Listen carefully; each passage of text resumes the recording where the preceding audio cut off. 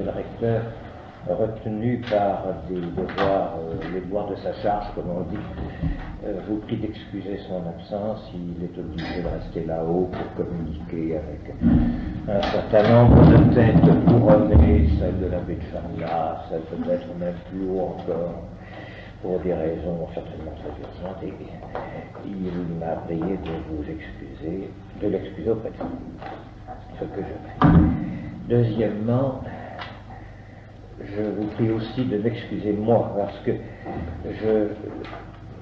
ceux d'entre vous qui viennent à la messe le dimanche ici savent que depuis déjà plus d'1 mois je traîne une bronchite qui n'arrive pas à s'en aller. Je ne vais pas dans ces détails intimes, mais ça m'oblige à parler bas, et surtout de temps en temps je ne peux pas m'empêcher de tousser, parce que c'est au fond de moi-même et c'est irrépressible. Très désagréable pour moi, ce sera aussi pour vous, je vous prie de m'excuser. Et j'aurais, troisième avis, c'est le dernier, j'aurais bien profité de cette maladie pour m'excuser auprès de monsieur le recteur à mon tour, n'est-ce pas, et le charger de faire la conférence de ce soir sur n'importe quel autre sujet, ça aurait été intéressant. Mais c'est la semaine sainte, c'est l'ultra carême, et j'ai pensé que vous ne pouviez pas trouver de meilleure pénitence que de venir m'écouter ce soir, alors qu'au même moment vous avez votre feuilleton favori Navarro. Vous savez, ça, c'est la Sainte Famille qui passe à la télé comme ça, et puis vous avez aussi un film avec Jean Gabin en curé, qui est certainement tout à fait remarquable, et je n'arriverai certainement pas à la cheville ni des représentants de la famille que vous savez dans Navarro, ni évidemment le déguisement elle-même, mais le talent n'y est pas.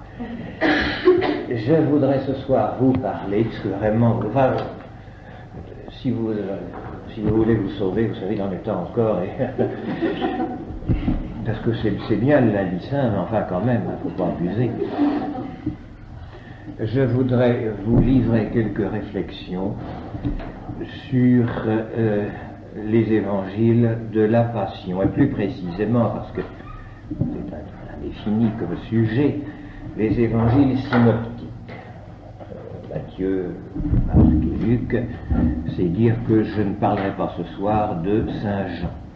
Il faut bien se limiter, et il y a déjà pas mal de petites choses à dire sur les 3 évangiles synoptiques qui, vous le savez, racontent la même chose d'une manière parallèle, synopse, mais il y a des différences entre les 3, et ce sont ces différences que je voudrais scruter avec vous pour essayer d'en saisir la raison et de voir quelle intelligence renforcée on peut avoir de ces 3 évangiles, et aussi, ce n'est pas exclu, de voir mieux l'objet de ces récits de la Passion dans la contemplation du sujet qu'ils traitent, c'est-à-dire la Passion de Jésus-Christ.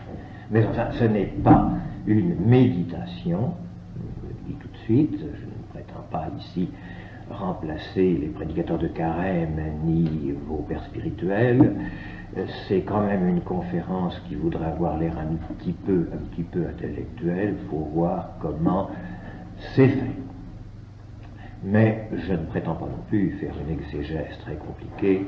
Rassurez-vous, je vais dire des choses que vous savez tous. Et toutes, c'est pas... Vous apprendrez sans doute rien du tout. Je vais rafraîchir simplement vos souvenirs et les mettre dans un certain ordre. J'ai mis le plan de cette causerie au tableau pour que, quand vous vous réveillerez de temps en temps, vous voyez à peu près où vous en êtes et ce qui reste à subir avant de pouvoir enfin vous en aller. À ce sujet, quel que soit votre soulagement, lorsque j'aurai fini, on vous demande ce soir de ne pas manifester bruyamment comme les gosses qui partent en récré, vous savez, quand le sifflet a retenti, de ne pas faire ça ce soir dans la cour de récréation, de détente, parce qu'il y a une assemblée de gens importants et il serait mal vu que à 9h du soir ou avant, vous vous éparpillez comme des moineaux dans la cour en pépiant de bonheur. C'est pas l'heure, et puis ça les ferait louches. Ce sont des gens louches. Première partie, l'orientation générale de ces propos. Et d'abord, je voudrais attirer votre attention sur un paradoxe qu'on finalement on ne voit plus, on est tellement habitué. C'est que le récit de la Passion tient dans chaque évangile une place importante, et j'allais dire disproportionnée avec le reste des récits. Nous sommes habitués à ce qu'il y ait à la fin de chacun de nos évangiles ce long récit de la Passion et ce court récit de la résurrection, mais chronologiquement parlant, il est évident que ces quelques jours, quelle que soit l'importance, prennent un volume de récits disproportionné avec les 3 ans de vie publique, l'enseignement, les voyages, les miracles, enfin tout de même. Et puis, avant même, dans 2 des évangiles au moins, l'enfance. Et je ne parle pas de la vie cachée. Ces évangiles, il est d'autant plus paradoxal de voir cette disproportion que ces évangiles ont été composés après la résurrection, par les témoins de la résurrection, enfin les témoins des premières heures qui ont suivi la résurrection. Et la résurrection, c'est la clé de tout, c'est la victoire, c'est la joie, c'est le triomphe. Alors pourquoi tant d'insistance sur les scènes douloureuses de la Passion? Et pourquoi ne pas insister sur les aspects positifs de l'existence de Jésus avant ou après ce moment abominable à nos yeux, ce moment abominable qu'a été la Passion?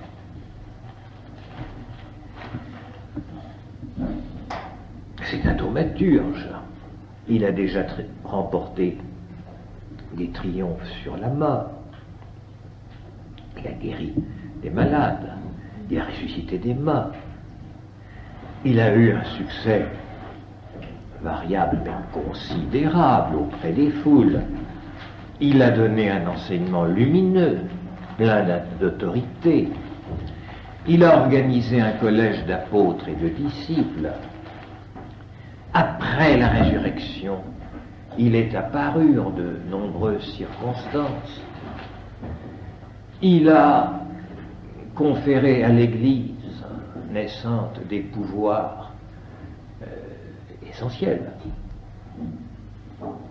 Et on pourrait considérer que la Passion, dans tout cela, c'est un échec, vite réparé, après une période euphorique et avant la gloire.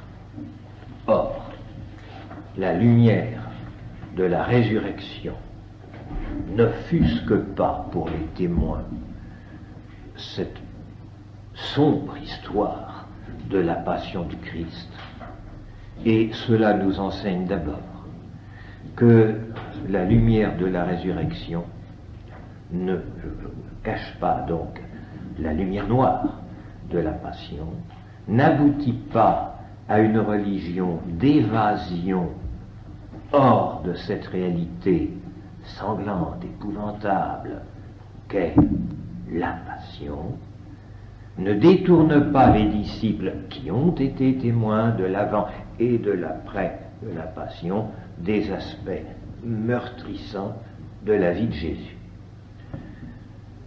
Au contraire, leur réflexion, leur prédication les conduit à valoriser toute l'existence du Seigneur, toute, y compris les moments noirs, y compris les aspects les plus déconcertants. La contradiction qu'il a rencontrée contradiction qui est allée jusqu'à ces procès, à ces tortures et à cette mort.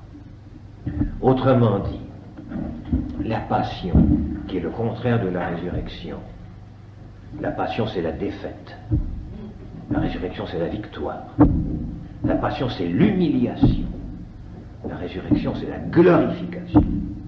Eh bien, l'un n'occulte pas l'autre. Il y a les deux, avec, si j'ose dire, une majoration d'intérêt, de détails, de démonstration sur la passion. Cela ne va pas de soi. Il eût été naturel qu'il en fût autrement, que ce fût le contraire qui ait été fait par les rédacteurs, les prédicateurs de ces premiers entretiens que sont les évangiles. Ce qui nous conduit à conclure que, premier préambule, que la passion et la résurrection, pour les apôtres, pour les témoins, constituent un couple indissoluble au lieu d'une rupture. Il y a un rapport étroit entre les deux. Le fruit de la passion, c'est la gloire du ressuscité, mais le fruit de la passion révèle la valeur de son sacrifice. Et l'on voit que la passion, au lieu d'être une défaite, est un combat victorieux et que c'est l'accomplissement réel, jusque dans ses abaissements, ses humiliations et son écrasement, c'est l'accomplissement réel du dessein de Dieu. Donc, la passion, c'est à la fois une lumière et un trésor. Cette attention à la passion caractérise la révélation du Christ, atteste, parce que justement, c'est paradoxal, et que ce n'est pas ce qu'on aurait fait dans une présentation, imaginons, un peu mythique. Ce n'est pas ça qu'on présente, qu'on présenterait. Eh bien, cela atteste l'authenticité divine. Cela prouve que ces évangiles ne sont pas une construction mythique qui permettrait d'oublier le réel, ce réel douloureux, ce réel infamant. Que la révélation, que la prédication, que l'évangélisation n'oriente pas vers des rêves, n'invite pas à s'évader du réel, mais invite à estimer à leur vraie valeur les réalités même déplaisantes, même cruelles, de l'existence, et à en tirer parti. Il s'agit de l'existence du Christ, mais c'est exemplaire. Nous ne sommes pas en présence d'une religion, ni d'évasion, ni de mythe. Je répète, en concluant, que la lumière de la résurrection, loin d'éblouir et d'occulter, révèle la valeur de la passion, valorise notre vie réelle, notre vie souffrante. Et cela nous protège, met en garde, j'aime pas le mot protéger, contre les imaginations panoramiques de la vie et de la mort que nous rencontrons, qui existaient déjà, que nous rencontrons de plus belle de nos jours, contre une vision cosmique qui serait un éternel retour. Au contraire, la vie du Christ et la nôtre, c'est un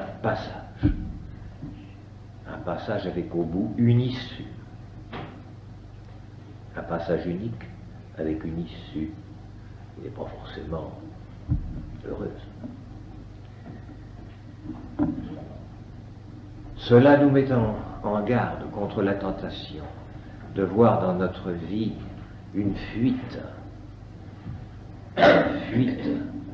loin du mal, loin de la souffrance, loin, et quelle que soit la façon que l'on ait de fuir les réalités douloureuses de la vie, que l'on s'inspire de l'épicurisme, ou au contraire du stoïcisme. Je prends des termes anciens, mais enfin il y a des succès d'années modernes. Au contraire, notre vue du monde, notre vue de notre destinée, c'est une traversée, et non pas une fuite, une traversée victorieuse, après une lutte.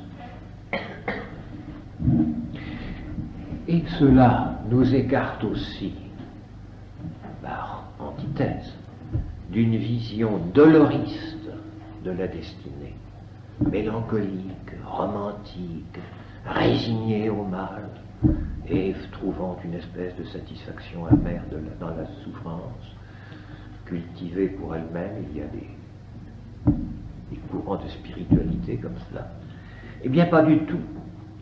Car ce passage, cette issue douloureuse, cette traversée victorieuse, nous emmène en fin de compte, loin de toute douleur, loin de toute mélancolie, de toute grisaille éternelle, vers la paix, vers la guérison et vers la joie. Résurrection, ascension.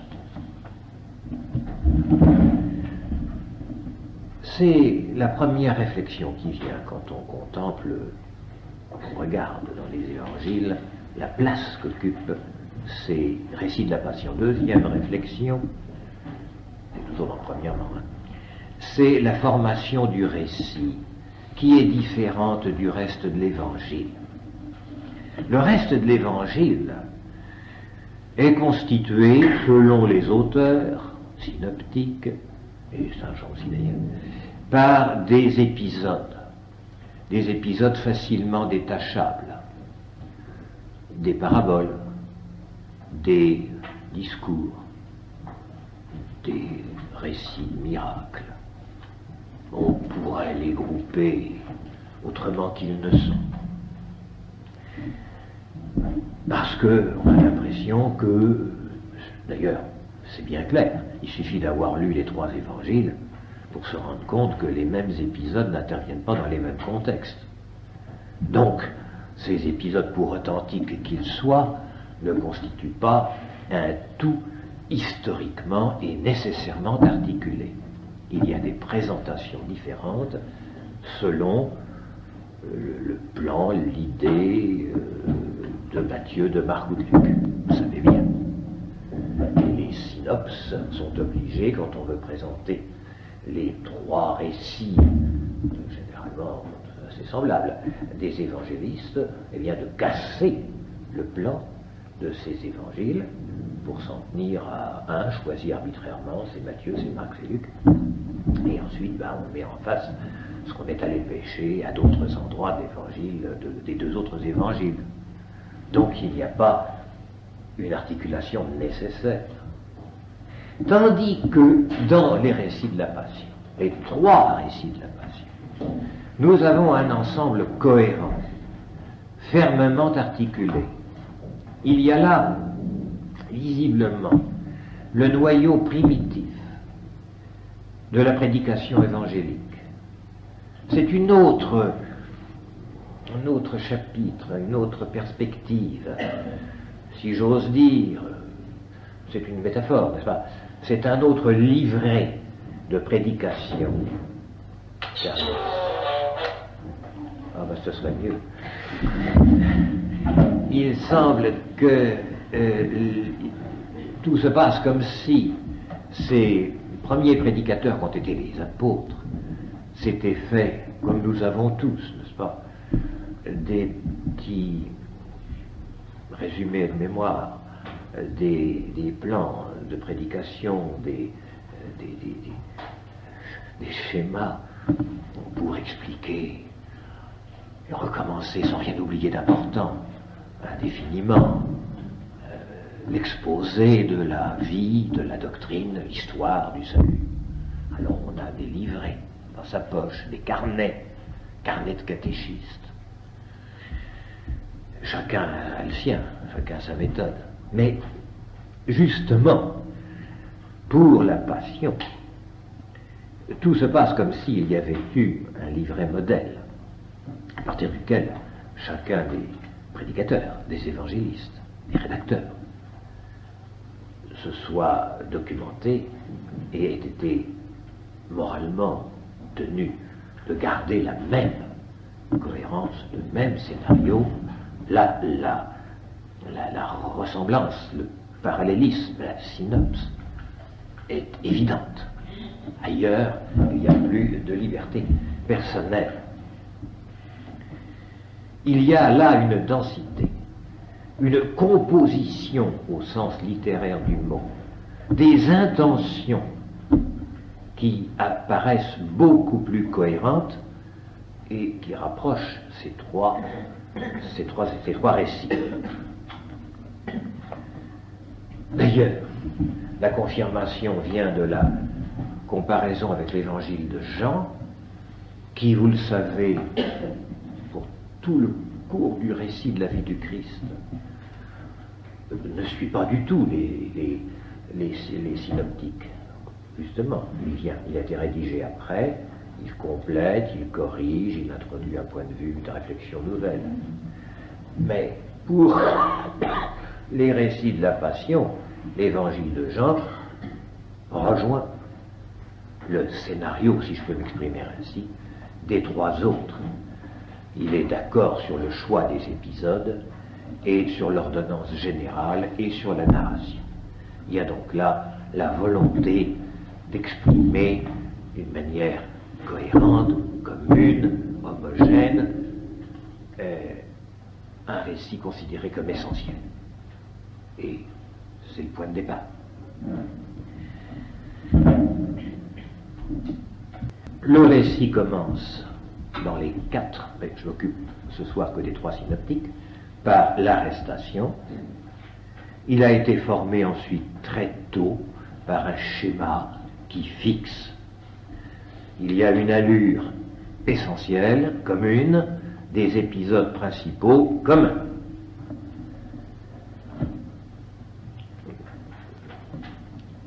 Quitte d'ailleurs à être, non pas réécrit, on ne va pas dans les questions de réécriture et de plusieurs couches de rédaction, ça c'est exégèse et c'est un domaine interdit pour moi ce soir. Mais il apparaît, si vous voulez, que c'est évident dans le cas de Marc, dans le cas de l'évangile de Marc, que nous prendrons comme point de barre, comme guide. Il y a un récit de base, il n'y a qu'à le lire. Un récit de base qui est sobre, schématique, écrit dans un grec assez pur. Et puis, il y a des éléments introduits par Marc, insérés dans ce récit, qui ont une allure plus vive, plus concrète, avec un grec mêlé de sémitisme, plus spontané, plus naturel, plus venant davantage au courant de la plume du rédacteur qui est juif, donc qui pense sémitique. Par exemple, dans Marc chapitre 14, je ne peux pas trop vous citer de choses parce que j'arriverai pas où, je vous donne les références. De Marc chapitre 14, versets 51 et suivant, l'épisode du jeune homme qui s'enfuit au moment de l'arrestation. C'est d'une autre encre, si j'ose dire. Et on se servait d'encre. Donc j'ose dire, c'est d'une autre encre que le récit, que la trame du récit. De même, au chapitre 15, verset 21, les noms des fils de Simon de Cyrène, c'est également quelque chose qui a été rajouté par Marc, parce qu'il voulait que cela y figurât en plus du schéma commun, avec une certaine attention que nous essaierons de démêler tout à l'heure. Donc on peut en conclure sur cet exemple que Marc utilise le récit de la passion traditionnelle, qui a été fixé, c'est une vulgate, si vous voulez, je cherchais le mot, voilà, c'est une vulgate. et l'amplifie en s'inspirant d'éléments plus personnels, et en l'espèce, quand il s'agit de Marc, de souvenirs empruntés à la prédication, aux souvenirs personnels de Pierre, puisque Marc est en somme le secrétaire de Saint Pierre. Ce sont l'évangile de Marc et l'évangile de Pierre mis par écrit.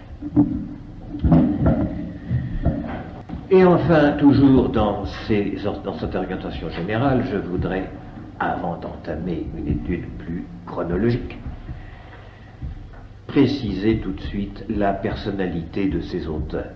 Car il y a, c'est vrai, une vulgate, il y a un fond commun, mais il y a aussi une résonance, une note particulière à chacun. Il y a une fidélité du message, mais il y a aussi une originalité dans la présentation du message. Ainsi, chez Luc, il y a beaucoup de notations qui lui sont propres. Matthieu et Marc sont très proches, mais avec chacun des éléments propres. Luc est différent.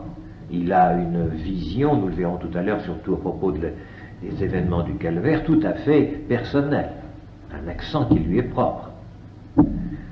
Il y a donc des différences dans les perspectives, des insistances qui sont propres à l'un ou à l'autre, une tonalité particulière. Ainsi, Marc propose de cette passion un récit que j'oserais appeler d'une manière pédante kérygmatique, comme on jargonne maintenant, c'est-à-dire qu'il annonce comme un héros ce qui s'est passé. C'est une proclamation, si vous voulez. Il proclame la réalisation déconcertante du dessein de Dieu. Il expose les faits dans leur réalité objective. Son style est souvent celui de l'improvisation orale, avec plus de vivacité, avec l'accent d'un témoin. Je répète qu'il se fait l'écho de Pierre. Il fait ressortir les contrastes, il souligne les paradoxes.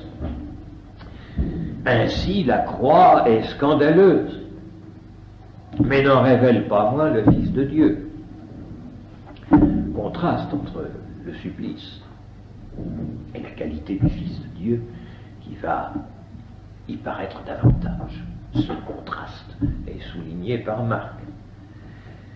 Le mystère de la Passion, vu, raconté par Marc, s'impose à nous et nous impressionne, oui, disons-le, comme vu du dehors. C'est un spectacle dont nous avons les clés, mais c'est un spectacle qui est proclamé par ce témoin extérieur qu'est Marc Pierre. C'est l'aboutissement au bout de ce récit. On aboutit à un acte de foi, à la soumission au mystère. À la soumission au mystère.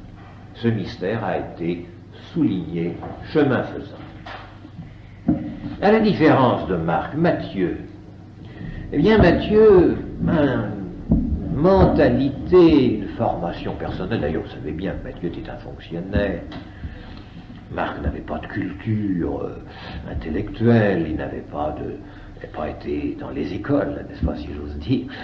Matthieu, lui, avait les habitudes comptables d'un fonctionnaire du fisc, nous autres dans l'administration, nous n'avons pas tout à fait la façon de traiter les autres, et en plus c'est un fonctionnaire théologien. Alors, les finances pour classer, la théologie pour réfléchir, nous sommes très loin de Marc, et ça se sent tout de suite. Tous les évangiles, vous savez bien d'ailleurs. Le style de Matthieu vise à la clarté. Les circulaires de l'administration, du moins quand elles ne s'adressent pas au public, parce qu'il faut troubler le public, il faut qu'ils ne comprennent pas, mais les circulaires à l'usage interne, c'est très clair. Bien. Il évite les négligences de l'improvisation, ce que n'évite pas Marc. Parce que quand on est fonctionnaire derrière un comptoir, un bureau, on a son deux papes et puis on se tient bien et on reçoit le public comme il faut, et on lui parle comme il convient. Il se fait volontiers schématique, avec les grilles, les quadrillages de l'administration financière, vous savez. Il y a ça dans tout fonctionnaire des finances. Il y a une grille qui sommeille. Et il voit la réalité à travers un grillage. Celui du public, là, ou bien alors celui de leur petit papier. Matthieu est quadrillé. Et la présentation des faits, eh bien, les faits sont classés. Les événements sont rendus intelligibles. Il s'intéresse beaucoup moins que Marc aux détails concrets, mais il insiste. Alors, quittons les finances, s'il vous plaît. Il insiste sur l'accomplissement des Écritures. Il insiste sur la prescience qu'a Jésus de ce qui va lui arriver. Ce n'est pas nié par les autres, mais c'est souligné là. Il insiste sur l'autorité souveraine de Jésus traversant cet épisode de cette fin de vie. Il montre aussi l'égarement du peuple d'Israël.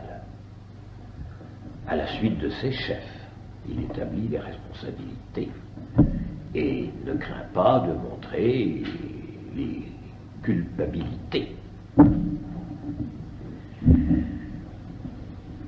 Donc, le royaume de Dieu doit être enlevé à ces Juifs. Il en est pourtant, lui. Mais, justement, le paradoxe intéressant, loin, hein, que ce n'est pas Luc qui est le plus sévère, c'est Matthieu, et qui a bien souligné l'égarement de ce peuple, son aveuglement, son refus, à la suite de gens qui en avaient la charge, et la conclusion pour lui est que le royaume de Dieu doit être enlevé à ses dépositaires infidèles et aveuglés pour être remis à une nation qui en produira désormais les fruits. Cette nation n'étant pas nationale, si vous voulez, mais étant le corps mystique du Christ, l'Église. Considéré encore comme ça, mais ça, on passe d'un corps à un autre corps. Et l'aboutissement de la lecture de cet évangile de Matthieu, c'est une intelligence chrétienne du mystère, une intelligence chrétienne du mystère, par la participation à la foi de l'Église. Et Luc, lui, eh bien, c'est tout autre chose. C'est un grec d'abord, c'est un historien, c'est un écrivain, il a une formation universitaire, il a lu les grands auteurs, les grands classiques de la littérature grecque, il sait ce que c'est que d'écrire l'histoire, que d'écrire tout court et que d'écrire l'histoire en particulier. Il a des préoccupations d'historien et d'écrivain. Il cherche à mieux rendre compte du déroulement des faits. Ce qui est le propre de l'historien, rappelez-vous le discours de Bainville sur le propre de l'historien qui est de rendre intelligible le déroulement des faits, c'est ce que fait Luc en ayant bien repéré et précisé les faits et en rendant intelligible leur déroulement.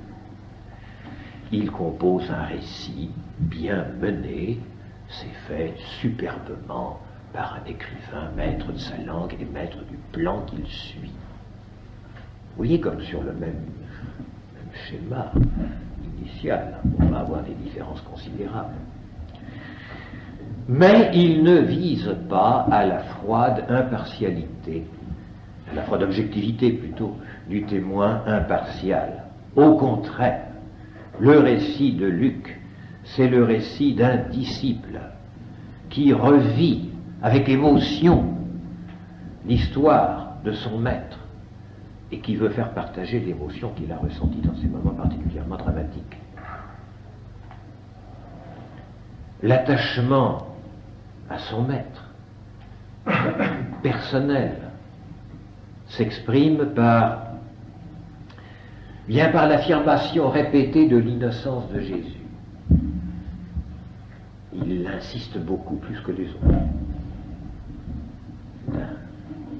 On voit bien qu'il est indigné de cette condamnation, il veut la révision du procès, il veut proclamer l'innocence de Jésus. Et puis, car c'est un homme infiniment délicat, qui devait avoir une sensibilité frémissante, j'allais presque dire féminine, et il n'y a pas de plus grand éloge, il cache, il dissimule, il gomme les détails offensants, les détails cruels concernant ces épisodes. Il n'est pas un médecin blasé, c'est un homme infiniment sensible et qui a une telle idée de l'innocence et de la grandeur de son maître que quand il y a trop d'horreur, trop de souillure, trop de crachats sur ce visage, il ne le signale pas, il ne pas choisi. C'est un disciple aimant et sensible. La passion pour lui, c'est un appel à suivre Jésus sur ce chemin de croix, sur ce chemin historiquement presque impraticable. Le récit est personnel et il est, comme au jargon, je disais tout à l'heure qu'érigmatique pour Marc, il est parénétique, c'est-à-dire qu'il entraîne dans une sorte de prédication à suivre et à se conformer à l'enseignement de l'exemple qu'il présente. Il veut susciter l'engagement de chacun à suivre et à servir le Christ. C'est plus chaleureux, c'est plus apostolique, peut-être. Telles sont les caractéristiques que nous pouvons observer en examinant l'organisation de ces trois récits. Alors nous allons omettre les préludes de chacun de ces récits, qui sont intéressants, mais il faut bien se limiter. Je ne parlerai pas du complot, des complots contre Jésus, je ne parlerai pas de l'onction à Béthanie, je ne parlerai pas du dernier repas qu'il a pris avec ses disciples le jeudi saint, enfin l'institution de l'Eucharistie. Je prendrai les trois récits à partir de l'arrestation. C'est le premier épisode de la Passion proprement dite. Et à chaque étape, je commencerai par Marc, ensuite Matthieu et enfin Luc. Arrestation, procès juif, procès romain et l'exécution de la sentence par le supplice de la croix. Et vous allez voir que dans tous les évangiles, il y a ces éléments, mais que l'organisation de chaque partie diffère de l'un à l'autre. Et c'est ce qui m'a paru intéressant de souligner. Alors prenons d'abord l'arrestation, en commençant par Marc. Marc, c'est le choc des faits. Pas le choc des images et le poids des mots, pour commencer la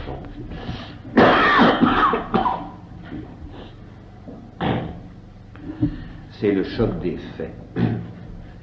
Marc raconte les faits dans leur rude réalité. Son style est direct, son style est brusque même quelquefois. Survient Judas, l'un des 12, et avec lui une foule avec des glaives et des bâtons.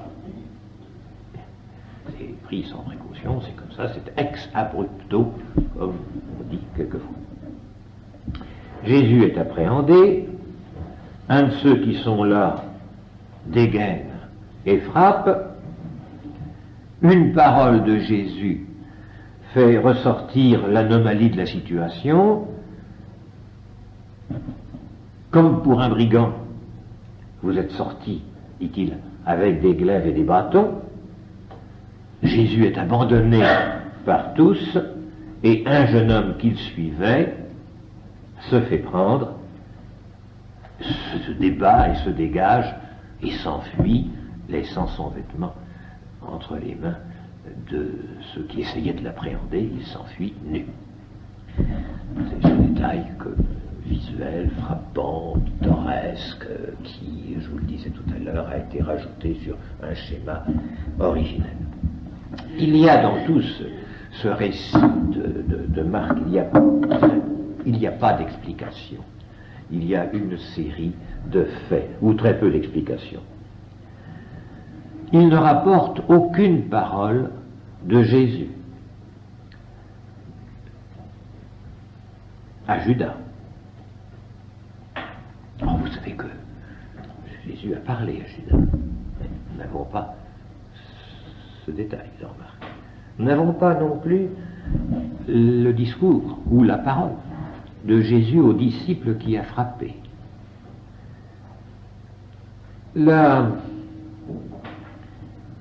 remarque que Jésus, la remarque qui est citée de Jésus, s'adresse aux assaillants.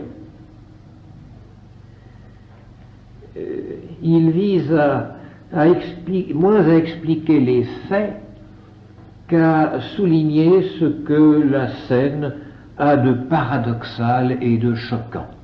De choquant. Je vous ai dit le choc des faits. La clé du paradoxe est indiquée, mais dans une tournure elliptique que vous trouverez au chapitre 14, verset 49. C'est à peine esquissé, l'explication. Et on reste, en lisant Marc, sur une impression déconcertante. Matthieu, sur le même récit de l'arrestation. Alors avec Matthieu, nous avons les paroles qui éclairent. Matthieu a le souci de bien expliquer. Il laisse tomber certains détails. Les derniers mots de Marc 14, chapitre 14, verset 44, n'y sont pas. L'incident du jeune homme n'y est pas. Mais le récit est mené avec une allure plus égale, plus digne, plus claire, bien rangée, c'est bien quadrillé. Au lieu de la tournure de Marc, survient Judas avec, tout à l'heure, voici que Judas vient. Ben, c'est rien si vous voulez, mais il y a une expression de présentation, il y a un petit chapeau à la phrase pour l'introduire, c'est plus polissé, plus lissé. Marc, dans sa hâte un peu touffue, un peu rude, raconte qu'il s'approche d'eux et que tel personnage fait tel geste, et il lui dit, mais qui c'est il et qui c'est lui? Oh, celui, bien sûr. Mais c'est pas rédigé, ce jeu de pronoms où finalement on ne sait plus très bien qui c'est qui fait quoi. Dans une copie, n'est-ce pas, d'élèves du PEPC, c'est corrigé en disant veuillez préciser votre pensée, abus des pronoms, etc. Vous voyez la notation en rouge du prof. Eh bien, Matthieu a évité cette faute de rédaction. Et il met les noms. On ne risque pas de confondre, c'est clair. S'approchant de lui, dit Marc, qui ça, lui? Ils mirent la main sur lui. On voit bien qui c'est. Mais enfin, après tout, il y avait plusieurs personnages en scène et en jeu. Matthieu, lui, désigne Jésus, avec plus de respect. Parce qu'après tout, vous apprenez à vos enfants, on dit pas il, on dit pas elle, on dit maman, papa ou le monsieur. Hein? Bon, eh bien, Matthieu nomme les personnes. C'est plus précis, c'est plus poli. On est fonctionnaire, quoi. Nous autres, dans l'administration, nous sommes bien élevés. Il évite les négligences de style, il évite les ambiguïtés. Par exemple, Marc, au chapitre 14, verset 17, dit « Un de ceux qui étaient là ». Qui c'est? Matthieu, dans le même épisode, chapitre 26, verset 51, dit « Un des compagnons de Jésus ». Un de ceux qui étaient là, après tout, ça pourrait être... Il y a deux groupes en présence. On ne peut pas se tromper, mais c'est mal rédigé. Un des compagnons de Jésus, dit Matthieu. Bon, voilà. Marc dit au chapitre 14, verset 50, il décrit, il dit, ils s'enfuirent. Qui est-ce qui s'enfuit? C'est les ennemis. Jésus vient de leur faire une remarque. Vous êtes venus... Alors, ils s'enfuirent. Ben, c'est pas eux. C'est les disciples. Et Matthieu, lui, relève bien qu'il s'agit des disciples. Alors, c'est intéressant de voir que les disciples, eux, s'en vont, hein, mais indépendamment, si vous voulez, de cette notation assez cruelle et pessimiste, on sait qui fait quoi. Et Matthieu, qui donc a le souci de bien expliquer, qui évite les négligences de style, qui évite les ambiguïtés par une rédaction soignée, il se relie, il corrige, il éclaire les faits par des paroles. Jésus parle à Judas, à demi-mot, c'est vrai, mais on saisit très bien une évolution, une allusion révélatrice. Et il y a même mieux, le propos que sous la plume de Matthieu, Jésus tient à Judas, permet d'apercevoir à l'arrière-plan, c'est important ça, une allusion à un psaume, c'est le psaume 55, au verset 13 et 14, qui est à l'arrière-plan de la parole que Jésus adresse à Judas. Quand vous savez que toutes les paroles de Jésus, surtout quand il est en croix, sont des citations de psaumes, et qu'on ne comprend les 7 fameuses paroles de Jésus en croix que si on se reporte à chaque fois au psaume complet, car c'est à chaque fois une allusion à un psaume que tout le monde connaissait, n'est-ce pas? Et avec tout ce qu'il y a en dehors de la parole et qui doit être entendu, il est important de voir que déjà à Judas, Jésus s'adresse directement, c'est vrai. Au premier degré, c'est pris comme une parole qui est tout à fait vraisemblable. Mais quand on sait comment c'est fait et que c'est sous-tendu par une perpétuelle référence à des paroles de l'Écriture, surtout chez Matthieu, il y a là un détail intéressant. Il parle le disciple qui a pris son épée, qui a tranché l'oreille du serviteur du grand prêtre. Jésus lui parle, c'est vivant, c'est un discours direct, c'est un reportage, on cite entre guillemets, qui n'existait pas, les paroles de Jésus à ce serviteur. Et il explique longuement la tactique divine. Il parle à la foule. Il y a des quantités dans ce petit épisode, il y a une quantité de discours beaucoup plus importante que chez Marc. Et si l'on veut un guide qui indique le sens théologique de cette scène, de l'arrestation, c'est à Matthieu qu'il faut s'adresser. Il s'agit du déclenchement de la passion. Les principes qui éclairent l'attitude de Jésus lors de son arrestation vont servir à éclairer tout le déroulement qui va suivre. Quel principe? Écoutons Matthieu et tâchons de comprendre. Jésus choisit en pleine connaissance de cause, en pleine liberté, le chemin de l'humiliation, parce qu'il reconnaît là le chemin marqué dans le dessein de Dieu. Il n'est pas humilié par surprise, quitte à l'accepter, faute de... Non, il sait que cette humiliation de se faire arrêter, enfin, par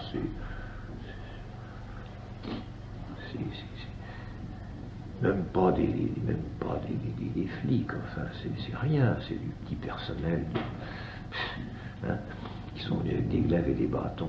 Vous voyez le genre de personnage que c'est. Lui, se faire arrêter comme ça. Quelle humiliation! C'est la volonté de Dieu, il le sait, il l'accepte. Bien, mais Matthieu le signale, le fait comprendre. Jésus refuse de s'opposer à la violence par la violence, car cette tactique, loin de sauver les hommes, les enferme dans un cercle infernal. Et c'est expliqué au chapitre 26, verset 52.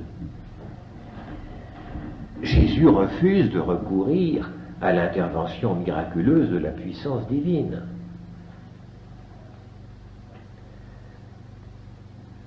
Il ne doute aucunement de pouvoir obtenir de son Père une intervention de ce genre. Mais il sait que ce raccourci, que ce procédé qui ne manquerait pas d'élégance, de panache, de puissance, ce n'est pas le chemin qui le mène au but. Alors il ne prend pas ce chemin-là, et il l'explique, et il refuse, et il dit pourquoi. Et surtout, nous comprenons dès cette entrée, grâce à Matthieu, qu'un certain nombre de démarches accomplies ou subies le sont parce que c'est l'heure où doivent s'accomplir les Écritures. 2 fois dans la parole que Jésus adresse aux disciples, verset 54. Dans les paroles que Jésus adresse à la foule, au verset 56. Il explique que si les choses se déroulent ainsi, s'il y consent, c'est parce que c'est l'heure où doivent s'accomplir les Écritures. Ce n'est pas elliptique, ça l'était chez Marc, tandis qu'ici c'est d'une évidence quasi scolaire. Mais, dit-il, tout cela est arrivé afin que s'accomplissent les Écritures des prophètes. Personne, autant que Matthieu, n'insiste sur cette donnée essentielle du déroulement. Et le lecteur chrétien est ainsi renseigné sur la perspective du récit de Matthieu. Ce n'est pas un simple compte-rendu. L'évangéliste contemple la passion à travers l'écriture qui lui en révèle le sens. La clé du récit, c'est l'écriture. Je vous le disais tout à l'heure à propos d'une citation. Matthieu sait et dit qu'il existe une correspondance entre le dessein de Dieu qui est prophétisé dans l'Ancien Testament et les événements déconcertants au premier abord de la Semaine Sainte. Il y a une correspondance entre d'innombrables prophéties disséminées dans toute l'Écriture, et Dieu sait si c'est un corpus important, de l'Ancien Testament. Cette correspondance est révélée par Jésus lui-même, qui, dès avant l'accomplissement, s'est montré conscient de cette correspondance qu'il doit assurer entre les paroles et les actes, les paroles de l'Écriture et les actes de sa passion. Jésus marque la connexion entre ce qui allait arriver et le dessein de Dieu qui est révélé par l'Écriture. C'était levé dans un tas de textes incomplets, en clair-obscur. Il les a, si j'ose dire, tous relevés, et il va tous les accomplir de manière à ce que toutes ces prophéties prennent tout leur éclat maintenant, et que rien de ce qui avait été annoncé à son sujet ne demeure lettre morte. C'est une clé essentielle pour comprendre le déroulement et la conscience et la maîtrise que Jésus a de ce destin qui est programmé depuis des millénaires par cette histoire. Mais les disciples, eux, ne saisissent pas cette connexion. Ils ont mené dessus, connaissent ces textes, enfin, c'est quand même tellement déconcertant et impossible à imaginer. Les paroles et les actes de Jésus les déroutent, même les disciples. Et ils réagissent à contretemps. Manier l'épée au moment de l'arrestation, se tirer d'embarras par la fuite, ou même le reniement. C'est vraiment à chaque fois une fausse note. Enfin, ils n'ont rien compris. Ils ne comprennent pas. C'est après coup. Et justement, à la lumière de la résurrection et de la réflexion, les évangélistes ont ce charisme, ce talent, ce génie de lire et d'expliquer après coup ce qu'ils n'ont même pas vu, pour eux bon plus que les autres, hein, sur le moment. Et il a fallu que toute la passion s'accomplisse, qu'elle aboutisse à la résurrection, pour que la lumière, enfin, envahisse ces témoins qui ont tout enregistré sans comprendre et qui ensuite, dans le cas de Matthieu tout au moins, racontent avec l'explication qui lui est venue après résurrection, après réflexion. C'est lorsque l'événement s'est achevé, que l'accord avec l'écriture devient totalement perceptible. Mais cette perception, une fois acquise, il faut se souvenir de tout et retrouver les fils et les correspondances entre chacun des événements de la Passion et les textes antérieurs, illustrés, accomplis, et c'est ce à quoi Matthieu nous convie, de manière à bien voir que tout est logique, si j'ose dire, la logique de ce sacrifice extraordinaire. Vous voyez la profonde intelligence qu'il y a dans cet évangile. Quant à Luc, lui, eh bien, ce qui l'intéresse dans ce récit de l'arrestation, c'est la personne du maître.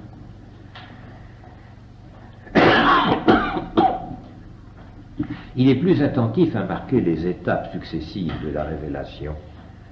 Et Luc ne se réfère pas aussi clairement que Matthieu aux Écritures. Quand Matthieu dit « c'est l'heure où doivent s'accomplir les Écritures », Luc dit « c'est l'heure des ennemis et la puissance des ténèbres ». Vous voyez, c'est presque la même phrase. Mais dans un cas, on dit c'est l'heure où s'accomplissent les Écritures, et quand c'est Luc, il dit c'est l'heure des ennemis et c'est l'heure de la puissance des ténèbres. Et c'est logique. Matthieu est un intellectuel qui connaît les Écritures et qui est capable, et il est juif.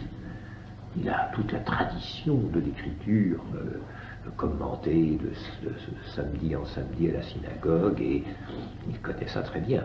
C'est sa culture.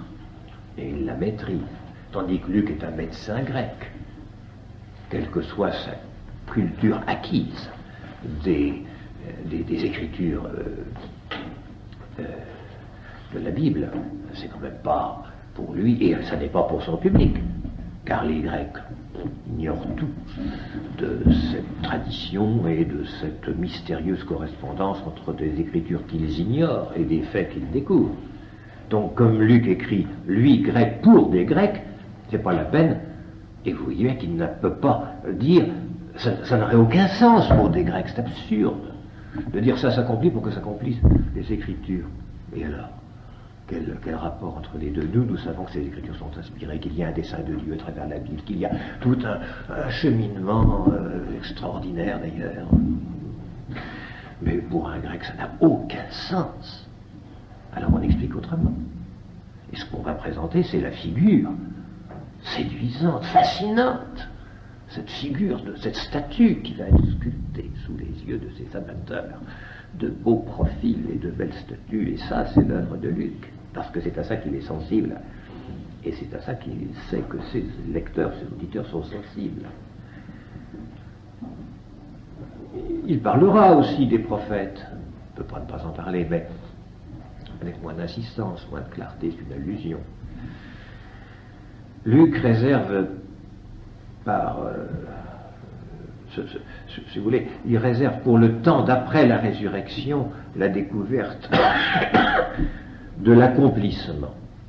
Une fois que c'est fait, si j'ose dire que c'est joué, il est intellectuellement intéressant, même pour un grec, de voir que toute cette histoire extraordinaire qui vient de se dérouler avec un apéède, n'est-ce pas, la fin glorieuse et la résurrection, c'était, figurez-vous, écrit d'avance. Ah, alors là, ça devient intéressant.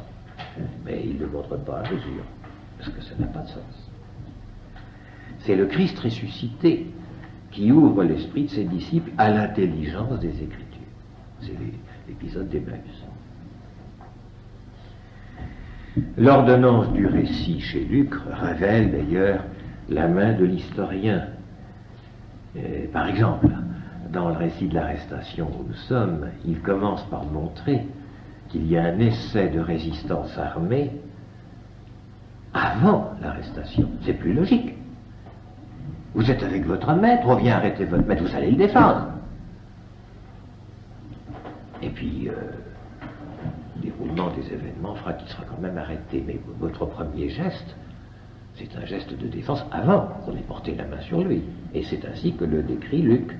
Tandis que les deux autres décrivent la résistance. Une fois qu'on a arrêté Jésus, les autres tirent leur épée. C'est bien temps. C'est des détails comme ça qui prouvent que, si vous voulez, il y a une intelligence du déroulement du récit chez Luc qui est beaucoup plus vigilante. De même, quand il décrit l'arrivée de cette foule avec des lumières, des falots, des torches, etc., qui arrivent, ce qui frappe d'abord, c'est le spectacle de cette foule qui arrive dans la fumée, la lumière, le piétinement. Et on voit d'abord ça. Et le plus notable, dans le cas de Jésus, de Luc, pardon, c'est la façon dont il parle de Jésus. Je vous disais, il est extrêmement sensible. Et par exemple, il ne peut pas se résoudre à dire que Judas embrasse Jésus. Ah, ce contact est répugnant. Les lèvres de ce salaud sur les joues de mon maître. Alors il se contente de dire, formule indirecte, il s'approcha de Jésus pour l'embrasser. Les autres disent, il l'embrasse. Délicatesse, sensibilité extrême, n'est-ce pas?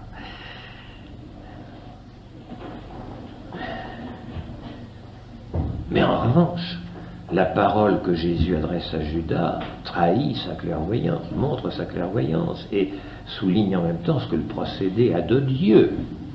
Et c'est Luc qui montre à quel point ce geste du baiser pour désigner celui qu'on va trahir a quelque chose de raciné dans le Dieu. Hein? C'est Luc qui le montre. Judas, par un baiser, tu trahis le Fils de l'homme. Et à l'arrière-plan, ce que je vous dis là, c'est pas évident à la première fois, mais la pratique de Luc montre que c'est vrai. Il y a l'invitation, on disait c'est parénétique, l'invitation pour chaque chrétien à se mettre en garde contre l'infidélité envers son maître.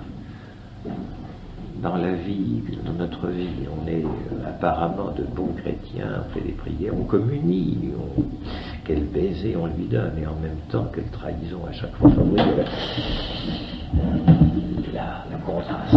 Et ça, ce souci de montrer à chaque lecteur, à chaque chrétien, par conséquent, virtuel ou réel, l'attitude à avoir en fonction de ces scènes qui se déroulent, c'est propre à Luc. Il évite aussi d'insister sur le fait de l'arrestation. La même chose, Judas ne touche pas, enfin pas directement. De même, on ne montre pas, si vous voulez, Jésus entraîné par ses mains sales et brutales. Ne le mentionne qu'en passant par un simple participe. Hein. Et sa dévotion atténue tout ça, sa dévotion à la personne de Jésus atténue tout ce qui porte brutalement atteinte à la dignité humaine de Jésus. De même pour les scènes d'outrage, les crachats, les soufflets. Lors de la première scène d'outrage au chapitre 22 de Luc, versets 63 à 65, il ne parle ni de soufflet, ni de crachat. Ça sort pas. Et à la deuxième scène d'outrage, il n'y fait que des allusions voilées. Il ne mentionne explicitement ni la flagellation, ni le couronnement d'épines. Je ne vais pas nier, mais En revanche, il montre la grandeur de Jésus, toute sa grandeur morale. Celle-ci apparaît dans ce mot d'indignation et de délicatesse à la fois de Jésus à Judas. Il se reflète dans les questions posées par les disciples qui les montrent conscients de l'autorité du Maître. Il est le seul, quand il raconte les questions que posent les disciples à Jésus, à écrire « Seigneur, allons-nous frapper du glaive ?» Cette déférence, ce Seigneur vocatif, respectueux, il est le seul à le signaler. Vous voyez, tout un ensemble de petits détails qui montrent l'attitude de dévotion, de respect, de délicatesse de Luc à l'égard de Jésus. Il se manifeste aussi dans la réponse, ce souci, n'est-ce pas, de délicatesse se manifeste dans la réponse négative de Jésus, et plus encore dans son geste. Il met fin d'un mot à l'emploi des armes, mais il répare les dégâts, il guérit la blessure, recolle l'oreille, extraordinaire miracle, n'est-ce pas, de recoller l'oreille qui est tombée par terre. C'est un exemple stupéfiant de générosité. Ce détail à la fois médical, ça l'intéressait le médecin quand même, de voir ce post-it de l'oreille sur le trou béant, mais c'est pas ça, c'est parce que c'est une gentillesse extraordinaire. On aurait pu dire ça passait dans les dégâts du système, après tout.